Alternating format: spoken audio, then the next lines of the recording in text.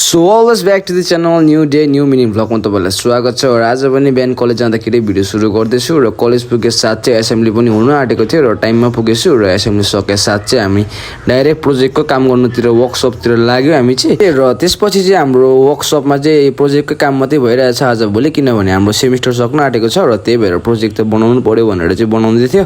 र हाम्रो चाहिँ लन्च ब्रेक पनि भइसकेको रहेछ र लन्च ब्रेकमा हामी रुम गयो र किन भन्दाखेरि चाहिँ हाम्रो सिलिन्डर सकेको 3 दिन भइसकेको थियो र आज चाहिँ यसलाई भर्नै पर्छ भनेर चाहिँ हामी यसलाई बोकेर निस्क्यौँ रोडतिर।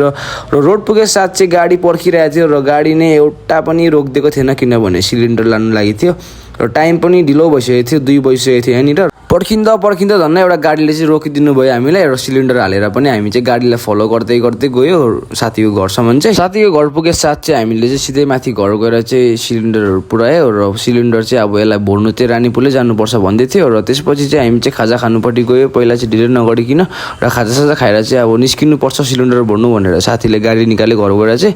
स्कुटीमा गएको थिएँ जाँदाखेरि र माथिबाट चाहिँ गाडीमा गयो हामी र गीत सुन्दै साथीलाई पनि यसो देखाइदिएको चाल बढिहाल्छ हो। र त्यसपछि चाहिँ हामी चाहिँ लाग्दियो रानीपुलतर्फ। रानीपुल पुगे साथ चाहिँ अब रानीपुलमा पनि हामीले सिलिन्डर खोज्यो यताउता, तर कहीँ छैन रहेछ हो। हामी चाहिँ डेस्पेरेट भएर फर्किँदै थियो। मलाई चाहिँ यस्तो डेस्पेरेट भइरहेको थियो किनभने 3 दिनदेखिको हामीले खानै खाएको थिएन रुममा चाहिँ। र साथीको घर आएर चाहिँ साथीलाई मैले जबरजस्ती सिलिन्डर चाहिँ खोज्नुपर्छ आज भन्ने जबरजस्ती, अन्त साथीले कलहरू घुमाउनु थाल्यो र सिलिन्डर पाइसाथ चाहिँ म खुसी भइरहेको थिएँ।